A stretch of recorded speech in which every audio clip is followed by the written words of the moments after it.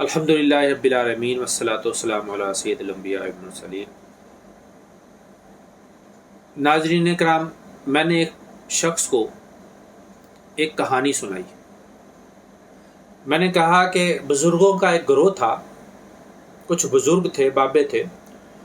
وہ جب کھانا کھاتے تو کھانے سے تسبیح کی آواز آتی، کھانے کی تسبیح کی آواز، یعنی کھانا حمد اور تسبیح کرتا اللہ رب العزت کی۔ تو میں نے جب یہ واقعہ سنایا تو وہ کہتا ہے کہانی ایک کہانی او بابیاں نو بزرگاں نو شرم نہ آئی کہ جیڑا کھانا اللہ دی تسبیح بیان کرتا پیا انہوں میدے دی گندگی جو سٹ دیتا۔ کیسی کہانیاں تسی سناندے ہو لوکاں نو؟ کہانی ہے۔ میں نے کہا اچھا بھائی، اب ایک اور کہانی آپ کو سنا دیتا ہوں۔ پھر میں نے اس کو ایک دوسرا واقعہ سنایا۔ میں نے کہا کہ ایک بزرگ تھے، جب ان کو مخالفین نے قتل کیا تو وہ ان کی لاش پڑی ہوئی تھی، تو ان کی لاش کا ایک ٹکڑا کاٹنے کے لیے آگے بڑھے کہ ہم ان کی لاش کا ایک ٹکڑا کاٹیں گے۔ تو جب وہ آگے بڑھتے تو وہ مکھیاں شہد کی اور وہ آ جاتے اور وہ لاش کا گھیراؤ کر لیتی اور وہ لاش کے ٹکڑے کاٹنے میں ناکام رہے، آگے نہ بڑھ سکے۔ جب بڑھتے وہ مکھیاں آ جاتی، اور اس طرح ان بزرگوں کی میت کی اللہ رب العزت نے حفاظت کی مکھیوں سے۔ یہ واقعہ میں نے سنایا تو پھر بول پڑا، کہتا اللہ کہانی ایک کہانی ہے، یہ تو کہانی سنائیے۔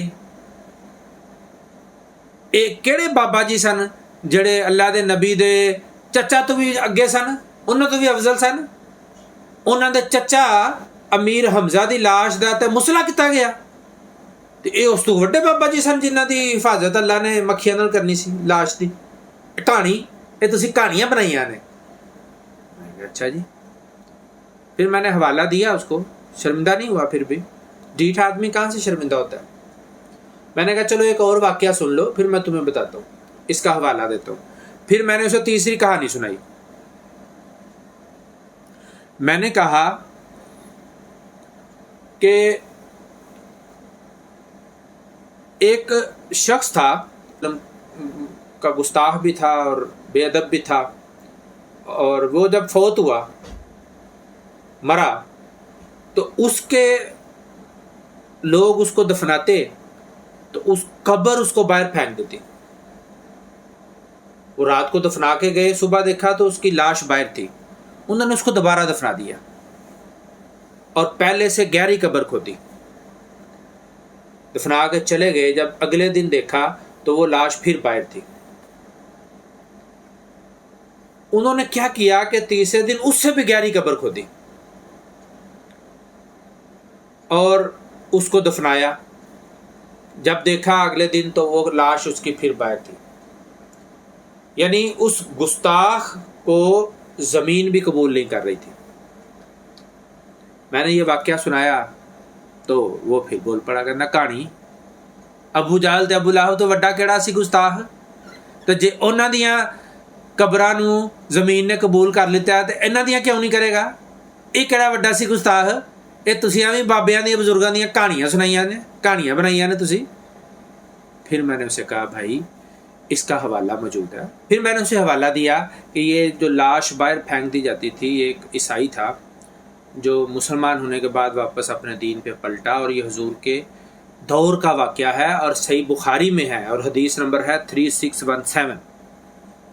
صحیح بخاری میں یہ واقعہ۔ تو تھوڑا سا منہ بنا لیا، لیکن ڈیڑھ تھا، شرمسار نہ ہوا، شرمندہ نہ ہوا، کہانی کہہ کے ٹالتا رہا۔ اور پھر میں نے کہا وہ جو دوسرا واقعہ آپ کو میں نے سنایا کہ بزرگ تھے، کھانے کی تسبیح کی آواز سنتے، تو یہ واقعہ بھی صحابہ کرام کا ہے، وہ بزرگ صحابہ تھے، اور یہ واقعہ بھی صحیح بخاری میں ہے اور حدیث کا نمبر ہے 3579، اور صحابہ یہ سنا کرتے۔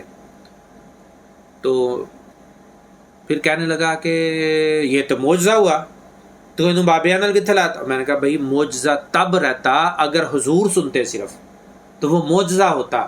صحابہ کہہ رہے ہیں ہم بھی سنتے تھے، تو صحابہ تو نبی نہیں ہے، غیر نبی سے ایسا واقعہ صادر ہونا معجزہ تو نہیں ہوتا۔ صحابہ کہتے ہیں ہم سنتے تھے، حدیث پڑھو، یہ وہ بزرگ سنا کرتے تھے اس کو۔ تو پھر بھی وہ ڈیٹھا آدمی تھا، کہانی کر کے بات کو ٹالتا رہا۔ پھر تیسرا حوالہ جو میں نے اسے کہا کہ وہ جو لاش مبارک کی حفاظت کی گئی مکھیوں سے، وہ بھی سیدنا حضرت خبیب رضی اللہ تعالیٰ عنہ ہوتے، حضور کے صحابی، ان کی لاش کی حفاظت کی گئی اور اللہ رب العزت نے کی۔ اور یہ واقعہ بھی صحیح بخاری میں ہے اور حدیث کا نمبر ہے 3045، ان کی لاش کی حفاظت کی گئی۔ لیکن جو ڈیٹ ہوتا ہے حاضرین محترم، وہ ڈیٹ رہتا ہے۔ اللہ رب العزت جس کو چاہتا ہے ہدایت دیتا ہے اور جسے چاہتا ہے گمراہ کر دیتا ہے، اور جن کے نصیب میں گمراہی ہو وہ ہمیشہ کہانی کر کے باتوں کو ٹالتے رہتے ہیں اور کبھی ان کو حق نہیں ملتا۔ امید ہے بہت سے احباب کو اصل بات سمجھ آ گئی ہوگی۔ وما علینا الا البلاغ المبین۔